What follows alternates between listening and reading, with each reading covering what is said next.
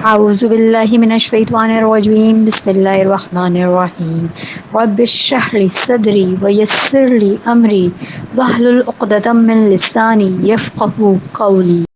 سورہ مجادلہ کی آیت نمبر 12 میں کہا جا رہا ہے، اے لوگوں جو ایمان لائے ہو، جب تم اللہ کے رسول سے کوئی سرگوشی اکیلے میں کوئی مشورہ کرنا چاہو تو اپنی سرگوشی سے پہلے صدقے پیش کیا کرو، یہ تمہارے حق میں بہت زیادہ بہتر ہے اور بہت پاکیزہ ہے، اور پھر تم صدقے کے لیے کچھ نہ پاؤ تو یقیناً اللہ تعالیٰ بے حد بخشنے والا اور نہایت رحم کرنے والا ہے۔ آیت 13 میں کہا جا رہا ہے کہ کیا تم ڈر گئے ہو کہ تم اپنی خفیہ سرگوشی سے پہلے صدقات پیش کرو؟ جب تم نے ایسا نہیں کیا تو اللہ نے تمہیں معاف کر دیا۔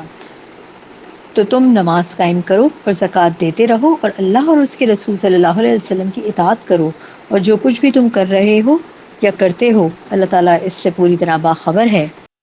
عنایت کا پس منظر یہ ہے کہ لوگ رسول اللہ صلی اللہ علیہ وسلم سے تنہائی میں بات کرنے کا وقت مانگا کرتے تھے، اور بعض اوقات لوگ جو ہے غیر ضروری طور پر آپ کا زیادہ وقت لے لیا کرتے تھے، چونکہ آپ کا طریقہ یہ تھا کہ کوئی بھی شخص آپ سے بات کرتا تو خود سے آپ اس کی بات کاٹتے نہیں تھے، اس لیے بعض لوگ اس سے ناجائز فائدہ اٹھاتے تھے، اور ان میں کچھ منافقین بھی شامل تھے، تو رسول اللہ کا بہت وقت ان کے ساتھ صرف ہو جایا کرتا تھا۔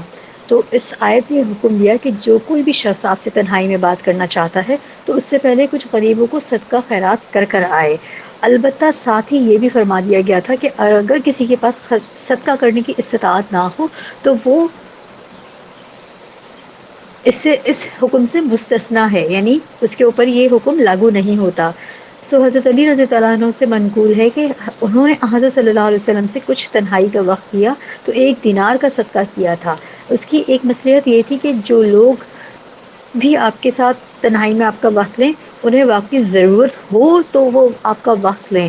پھر اگلی ہی آیت میں، آیت نمبر 13 میں اس حکم کو منسوخ کر دیا گیا۔ صدقہ کرنے کا جو حکم دیا گیا تھا وہ پھر آیت نمبر 13 میں اس کے جس مقصد سے یہ حکم دیا گیا تھا وہ پورا ہو چکا تھا۔ لوگ حضور اکرم صلی اللہ علیہ وسلم کا وقت لینے سے احتیاط کرنے لگے تھے، اور منافقین کو بھی اندازہ ہو گیا تھا کہ اگر وہ پہلے جیسا طرز عمل جاری رکھیں گے تو ان کا راز کھل جائے گا۔ اس لیے اس آیت میں فرمایا گیا کہ اگر صدقہ کرنا ضروری نہیں ہے، کہ اب صدقہ کرنا ضروری نہیں ہے، البتہ اپنے دوسرے دینی فرائض مثلا نماز اور زکوٰۃ کو ادا کرتے رہو، لازماً ادا کرتے رہو۔ آیت نمبر 14 سے لے کے 20 تک میں کہا جا رہا ہے کہ بھلا تم نے ان لوگوں کو نہیں دیکھا جو ایسوں سے دوستی کرتے ہیں جن پر اللہ کا غضب ہوا، یعنی وہ اللہ کے غضب کے حقدار ہوئے، وہ نہ تم میں سے ہیں اور نہ تم ان میں سے، اور جان بوجھ کر جھوٹی جھوٹی باتوں پہ قسمیں کھاتے ہیں۔ خدا نے ان کے لیے سخت عذاب تیار کر رکھا ہے، یہ جو کچھ کرتے ہیں یقیناً برا ہے۔ انہوں نے اپنی قسموں کو ڈھال بنا لیا ہے اور لوگوں کو خدا کے راستے سے روک لیا ہے، خود بھی نہیں کرتے اور دوسروں کو بھی روکے رکھتے ہیں، سو ان کے لیے ذلت کا عذاب ہے۔ خدا کے عذاب کے سامنے نہ تو ان کا کچھ مال کام آئے گا اور نہ ہی اولاد ان کی کچھ فائدہ دے گی۔ یہ لوگ اہل دوزخ میں ہیں اور اس میں ہی ہمیشہ جلتے رہیں گے۔ جس دن خدا ان سب کو دوبارہ زندہ کر کے اٹھا لے گا، جس طرح تمہارے سامنے وہ قسمیں کھاتے تھے اسی طرح سے خدا کے سامنے بھی قسمیں کھائیں گے، اور خیال کریں گے کہ ایسا کرنے سے کام نکل جائے گا۔ دیکھو یہ سراسر جھوٹے اور سراسر غلط ہیں۔ شیطان نے ان کو قابو میں کر لیا ہے اور خدا کی یاد سے ان کو بھلا دیا ہے، خدا کی یاد بھلا دی ہے، اور یہ جماعت شیطان کا لشکر ہے، اور سن رکھو شیطان کا لشکر نقصان اٹھانے والا ہے۔ ان آیتوں میں یہودیوں اور منافقوں کا ذکر ہے۔ منافقوں کے صورتحال بتائی جا رہی ہے کہ جنہوں نے یہودیوں سے اس طرح سے دوستیاں بنا رکھی ہیں، اور پھر ان دوستیوں کے نتیجے میں وہ مسلمانوں کے خلاف ہی سازشیں کرتے رہتے ہیں، یعنی جیسے ڈھال سے تلوار کا وار کو روکا جاتا ہے، یہ لوگ سازشیں کرنے کے باوجود قسمیں کھا کھا کر اپنے مسلمان ہونے کا یقین دلاتے ہیں مسلمانوں کو، تاکہ مسلمانوں کی طرف سے کسی بھی قسم کی جوابی کارروائی سے بچ سکیں، اور دوسری طرف یہودیوں کے ساتھ اور کفار کے ساتھ اپنے روابط بڑھائے رکھتے ہیں اور ان کے ساتھ اپنے کنیکشن کو مضبوط کرے رکھتے ہیں۔ ابن حاتم کی ایک روایت میں ہے کہ رسول اللہ صلی اللہ علیہ وسلم اپنے حجرے کے سائے میں اپنے ساتھیوں کے ساتھ تشریف فرما تھے۔ سائے دار جگہ کم تھی، لوگ بمشکل اس میں پناہ لیے بیٹھے تھے۔ پھر آپ صلی اللہ علیہ وسلم نے فرمایا کہ دیکھو ابھی ایک شخص آئے گا جو کہ شیطانی نگاہ سے دیکھتا ہے، وہ آئے تو اس سے بات نہ کرنا۔ تھوڑی دیر میں ایک کیلی آنکھوں والا شخص آیا. نبی کریم صلی اللہ علیہ وسلم نے کہا کہ تم اپنے ساتھ فلاں فلاں لوگوں کے ساتھ مجھے گالیاں کیوں دیتے ہو. یہ سن کر وہ شخص چلا گیا اور جن جن کا نام رسول اللہ صلی اللہ علیہ وسلم نے لیا تھا انہیں لے کر آیا اور پھر قسموں کا تانتا باندھ دیا کہ ہم میں سے کسی نے بھی رسول اللہ صلی اللہ علیہ وسلم کی شان میں کوئی گستاخی کوئی بے ادبی نہیں کی.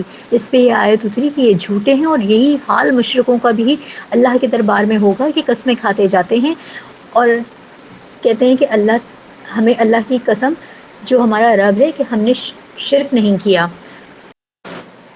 پھر کہا جا رہا ہے کہ ان پر شیطان نے غلبہ پا لیا ہے اور ان کے دلوں کو اپنی مٹھیوں میں کر لیا ہے اور پھر اللہ تعالیٰ کی اور اللہ کے ذکر سے ان کو دور کر دیا ہے، اللہ کی یاد سے غافل کر دیا ہے. ابو داؤد کی ایک حدیث میں ہے کہ رسول اللہ صلی اللہ علیہ وسلم فرماتے ہیں کہ کسی بھی بستی میں یا جنگل میں 3 شخص یعنی 3 آدمی ہوں اور ان میں نماز نہ قائم کی جائے تو وہ شیطان پھر ان کے اوپر شیطان چھا جاتا ہے. تو بس لازم ہے کہ جماعت کو پکڑے، یعنی جیسے بھیڑیا اس بکری کو کھا جاتا ہے جو ریوڑ سے الگ ہو. حضرت صاحب رضی اللہ عنہ فرماتے ہیں کہ یہاں جماعت سے مراد جماعت کی نماز ہے. پھر فرمایا جا رہا ہے کہ اللہ کے ذکر کو فراموش کرنے والے شیطان کے قبضے میں پھنس جاتے ہیں اور شیطانی جماعت کے افراد بن جاتے ہیں.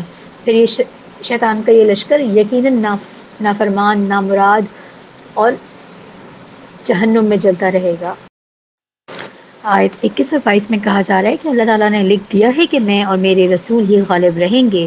بے شک اللہ تعالیٰ تم ایسی قوم نہیں پا سکتے ہو جو اللہ پر اور آخرت کے دن پر ایمان رکھتی ہو اور وہ ایسے لوگوں سے بھی دوستی رکھے جو اللہ اور اس کے رسول کے مخالف ہیں، اگرچہ وہ ان کے باپ یا ان کے بیٹے یا ان کے بھائی یا ان کے خاندان والے ہی کیوں نہ ہوں. یہی لوگ ہیں جن کے دلوں میں اللہ نے ایمان لکھ دیا ہے اور ان لوگوں کو اپنے فیض سے قوت دی ہے اور وہ ان کو ایسے باغوں میں داخل کرے گا جن کے نیچے نہریں جاری ہوں گی اور وہ ان میں ہمیشہ رہیں گے. اللہ ان سے راضی ہوا اور وہ اللہ سے راضی ہوئے. یہ لوگ اللہ کا گروہ ہیں اور اللہ کا گروہ ہی ہمیشہ فلاح پانے والا ہے. یہ ایک اصولی بات ہے کہ دین حق پر ایمان اور عدو دین کی محبت 2 متضاد چیزیں ہیں جن کا ایک جگہ جمع ہونا کسی طریقے سے قابل یقین تصور نہیں ہے. یہ بات قطعی ناممکن ہے کہ ایمان اور دشمنان خدا رسول کی محبت ایک ہی دل میں جمع ہو جائے.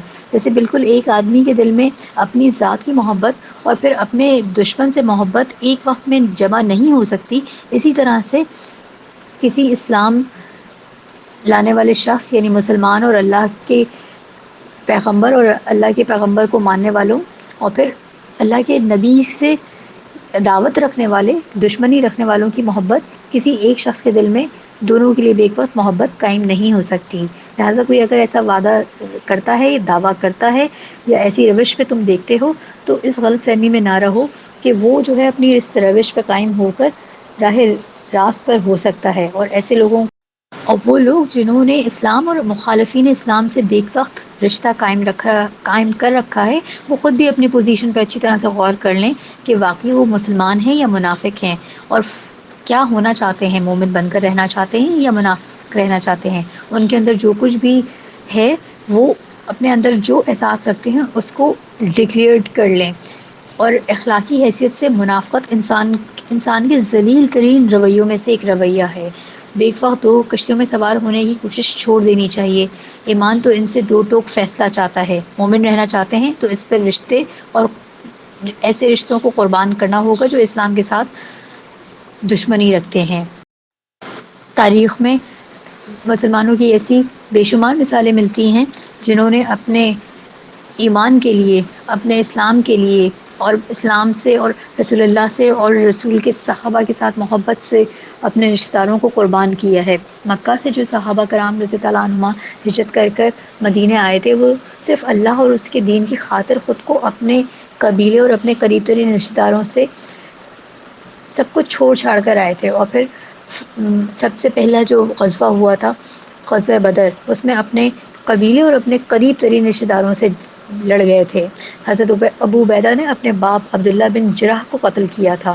حضرت مصعب بن عمیر نے اپنے بھائی عبید بن عمیر کو قتل کیا تھا۔ حضرت عمر رضی اللہ عنہ نے اپنے ماموں عاص بن ہشام بن معیرہ کو قتل کیا، اور حضرت ابو بکر اپنے ہی بیٹے عبد الرحمن بن ابو بکر سے لڑنے کے لیے تیار ہوئے تھے۔ حضرت علی، حضرت حمزہ اور حضرت عبیدہ بن حارث نے عتبہ، شعبہ اور ولید بن عتبہ کو قتل کیا، جو ان کے قریبی رشتہ داروں میں سے تھے۔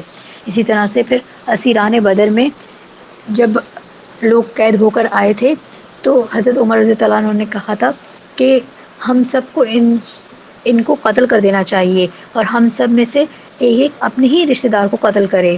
ابو عزیز بن عمیر کو ایک صحابی نے پکڑا ہوا تھا۔ یہ حضرت مصعب بن عمیر رضی اللہ عنہ کے سگے بھائی تھے، جس کو دیکھ کر حضرت مصعب بن عمیر نے کہا تھا کہ ذرا اس کو مضبوطی سے باندھنا، اس کی ماں بڑی مالدار ہے، اس کی رہائی کے لیے وہ تمہیں بہت سا فدیہ دے گی۔ تو ابو عزیز نے کہا کہ تم بھائی ہو کر یہ بات کہہ رہے ہو؟ تو حضرت مصعب بن عمیر نے جواب دیا تھا کہ اس وقت تم میرے بھائی نہیں ہو، بلکہ یہ انصاری میرا بھائی ہے جو تمہیں گرفتار کر رہا ہے۔ اور اسی جنگ بدر میں خود رسول اللہ صلی اللہ علیہ وسلم کے سگے داماد ابو العاص گرفتار ہو کر آئے تھے، تو ان کے ساتھ بھی رسول اللہ صلی اللہ علیہ وسلم کی داماد ہونے کے ساتھ کوئی امتیازی سلوک نہ رکھا گیا تھا۔ جیسا دوسرے قیدیوں کے ساتھ معاملہ ہوا، اسی طرح سے ان کے ساتھ بھی معاملات اختیار کیے گئے۔ اس طرح سے یہ ان واقعات سے دنیا میں دکھایا جا چکا ہے کہ مسلمان کتنے مخلص اور پکے ہوتے ہیں اللہ اور اللہ کے دین کے ساتھ، اور رسول کے صحابہ کے ساتھ ان کا تعلق کیسا ہوا کرتا ہے۔ حضرت معاذ بن رضی اللہ عنہ سے روایت ہے کہ رسول اللہ صلی اللہ علیہ وسلم نے یہ دعا کی تھی کہ اے خدا، کسی فاجر اور فاسق کا میرے اوپر کوئی احسان نہ ہونے دے کہ میرے دل میں اس کے لیے کوئی محبت پیدا ہو جائے، کیونکہ تیری نازل کردہ وحی میں نے یہ بات سن رکھی ہے کہ اللہ اور یوم آخرت پہ ایمان رکھنے والے کو تم اللہ اور اس کے رسول کے مخالفوں سے محبت کرتے نہ پاؤ گے۔ وآخر دعوانا ان الحمد للہ رب العالمین۔